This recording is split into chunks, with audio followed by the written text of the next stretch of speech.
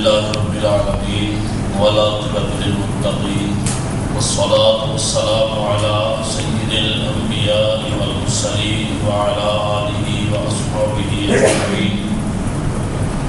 أما بعد فأعوذ بالله من الشيطان الرجيم. بسم الله الرحمن الرحيم. كونوا ربانيين بما كنتم تعلمون الكتاب وبما كنتم تدرسون. صدق الله العظيم وصدق رسوله النبي الكريم الأمين. والصلاة والسلام على سيد الأنبياء والمرسلين وعلى آله وأصحابه أجمعين. مولاي صل وسلم دائما أبدا على حبيبك خير الخلق كلهم. هو الحبيب الذي ترجى شفاعته لكل هول من الأهوال مقتحم. محمد سيد الكونين والثقلين والفريقين من عرب ومن عجم. فإن من جودك الدنيا وضرتها ومن علومك علم اللوح والقلم.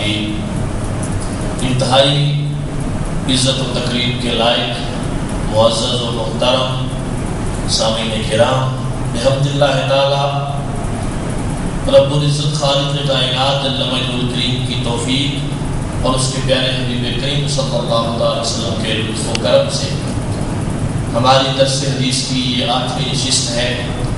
اللہ کریم ہماری ان مجالس میں برکت عطا فرمائے. اللہ کریم اس سلسلے کو دارالآباد جاری و ساری فرمائے. ہم جملہ حاضرین کو اللہ کریم درس حدیث کی برکات سے مالا مال فرمائے. سامعین محترم، ہماری آج کی گفتگو کا موضوع ہے علم دین کی فضیلت. یہ موضوع اس لیے چنا گیا ہے، آج ہر شخص پریشان ہے، مصائب کا شکار ہے، گھروں میں رزق میں بے برکتی کا شاکی ہے. رسول کریم صلی اللہ تعالی علیہ وآلہ وبارک وسلم کا امتی ہو اور دین اسلام کے بنیادی اصولوں سے بھی واقف نہ ہو تو یقینی طور پر جو برکات رسول کریم صلی اللہ علیہ وسلم نے مسلمان کے لیے ارشاد فرمائی ہے، انسان ان سے محروم رہتا ہے. بنیادی طور پر انسان کو اپنے مذہب کا، اپنے دین کا اتنا علم ضرور ہونا چاہیے جس سے وہ فرائض کو پہچان سکے، سنن کا اس کو علم ہو، پاکی اور ناپاکی کا علم ہو. یہ بنیادی چیزیں ہیں اور یہ علم، اس قدر علم حاصل کرنا کہ انسان اپنی بنیادی ضروریات پوری کر سکے، یہ فرض ہے. اس کے بعد اضافی طور پر علم حاصل کرنا تبلیغ دین کے لیے، لوگوں کی اصلاح کے لیے، یہ فرض کفایہ ہے. اپنے قبیلے میں سے، علاقے میں سے کوئی ایک شخص بھی اگر حاصل کر لے تو سب کی طرف سے ادا ہو جاتا ہے. اگر کوئی بھی نہ کرے تو سارے کے سارے گناہگار رہتے ہیں. تو ہمارے معاشرے کی بہت ساری بے برکتیوں کا سبب یہ ہے کہ ہم لوگ دین کی ابتدائی اور بنیادی باتوں سے ناواقف ہیں. جب کسی شخص کو پاکی اور ناپاکی کے مسائل کا علم نہیں ہوگا، بھلے وہ نماز پڑھے، بھلے وہ قرآن کریم کی تلاوت کرے، تو ظاہر بات ہے جب وہ طہارت کے مسائل سے ہی ناواقف ہے، جس کی طہارت کامل نہ ہوگی تو اب اس کی نماز اور قرآن کریم پڑھنے کا اس کو کیا فائدہ ہوگا. ان حالات میں ہم نماز قرآن پڑھ لیتے ہیں، دعائیں بھی مانگ لیتے ہیں اور بعد میں شکوہ یہ کرتے ہیں، لو جی ہمیں تو اتنی دیر ہو گئی نمازیں پڑھتے ہیں، ہماری دعائیں بھی تو قبول نہیں ہوتی، ہمارا یہ ہے، ہمارا وہ ہے. ہم ہر چیز کا ملبہ دین پہ ڈالنے کی کوشش کرتے ہیں کہ دین میں آئے ہمیں کچھ نہیں ملا. کیا کبھی ہم نے یہ بھی سوچا ہے کہ ہم نے دین کے احکامات کو اپنے اوپر لاگو کتنا کیا ہے، اپنی ذات پر ہم نے ان کی امپلیمنٹیشن کتنی کی ہے؟ تو یہ ضروری ہے. اس کے لیے بنیادی چیز ہے دین کا علم، وہ ہمیں ہونا چاہیے. آج کے موضوع کا انتخاب اسی وجہ سے کیا گیا احباب کی خدمت میں علم دین کی کچھ فضیلت عرض کر سکوں کہ رسول کریم صلی اللہ علیہ وسلم کا یہ محبوب و مکرم دین، اس کی فضیلت کیا ہے، اس کا علم سیکھنا اور آگے لوگوں تک اس کی بات کو پہنچانا اللہ کریم کو کتنا پسند ہے۔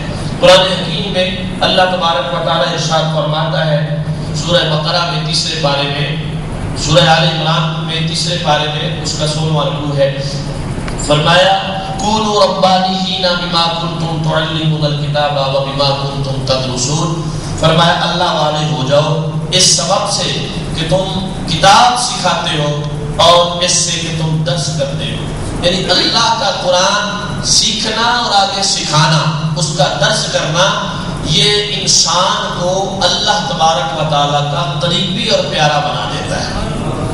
اللہ کا قرب حاصل کرنے کے لیے ضروری ہے کہ انسان کے پاس قرآن کا علم ہو۔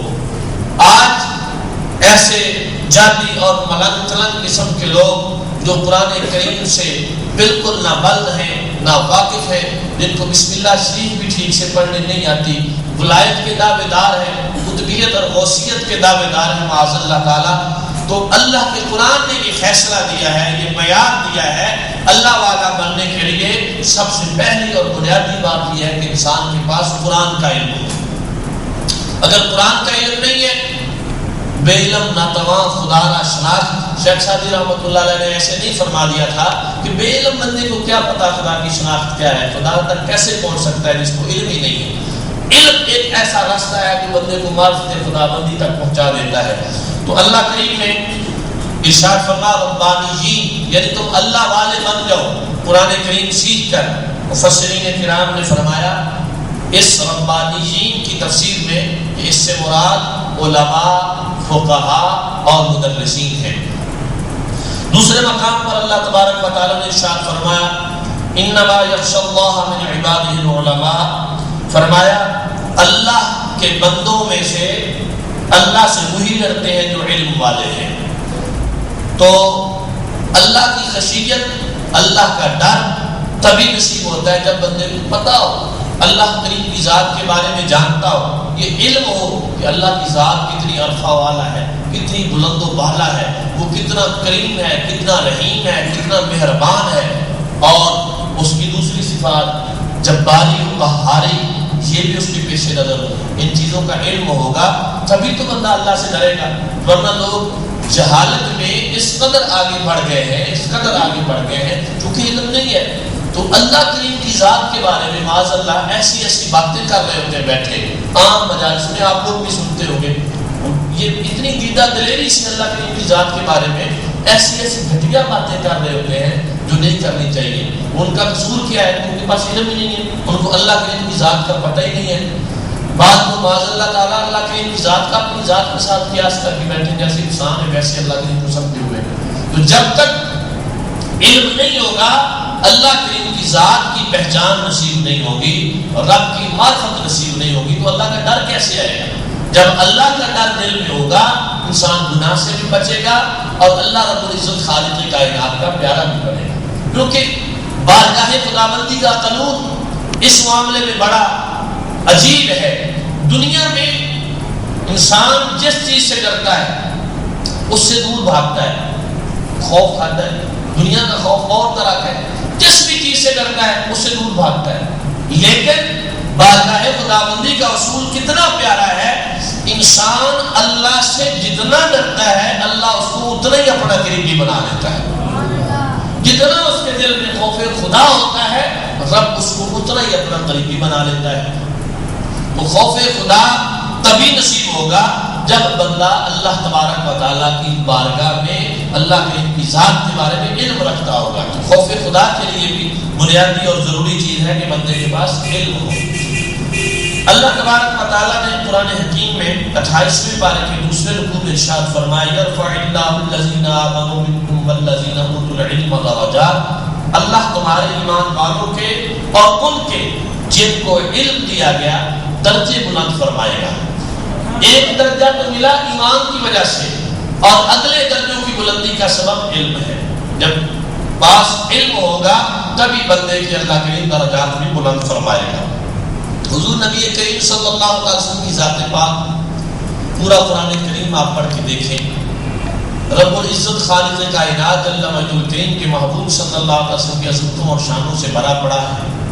آپ کی احادیث مقدسہ اٹھا کر دیکھیں، حضور کی دعائیں اٹھا کر دیکھیں۔ حضور نبی کریم علیہ السلام نے جب بھی دعا کی ہے اپنی امت کے لیے کی ہے، جب بھی مانگا امت کے لیے مانگا، راتوں میں گریہ وزاری کی، کس کے لیے؟ گناہگار امت کے لیے۔ اس قدر ام المومنین صدیقہ بنت صدیق سیدہ عائشہ صدیقہ رضی اللہ تعالیٰ عنہا آپ فرماتی ہیں، اس قدر طویل قیام، حتی تورمت قدمہ، کہا رسول کریم علیہ السلام کے قدمین شریفین پر ورم آ جاتا، پھٹن آ جاتی، اس قدر طویل قیام فرماتے۔ تو کئی مواقع پہ عرض کی، حضور آپ اتنا لمبا قیام کیوں فرماتے ہیں؟ آپ کا تو اللہ کریم کی ذات نے ہر گناہ سے پاک معصوم پیدا فرمایا ہے، آپ کا تو کوئی گناہ ہی نہیں ہے، آپ اتنا طویل قیام کیوں فرماتے ہیں؟ کئی مواقع پہ میرے آقا کریم صلی اللہ علیہ وسلم نے جواب دیا، کیا میں اللہ کا شکر گزار بندہ نہ بنوں؟ اور کئی مواقع پر رسول کریم صلی اللہ علیہ وسلم نے اپنی گناہگار امت کو یاد فرمایا۔ یہ سب کچھ گناہگار امت کے لیے۔ تو جب بھی حضور نے دعا کی امت کے لیے کی، تو قرآن کریم میں ایک دعا ایسی بھی ہے جو اللہ کریم نے محبوب کریم صلی اللہ علیہ وسلم کو خود سکھائی ہے کہ محبوب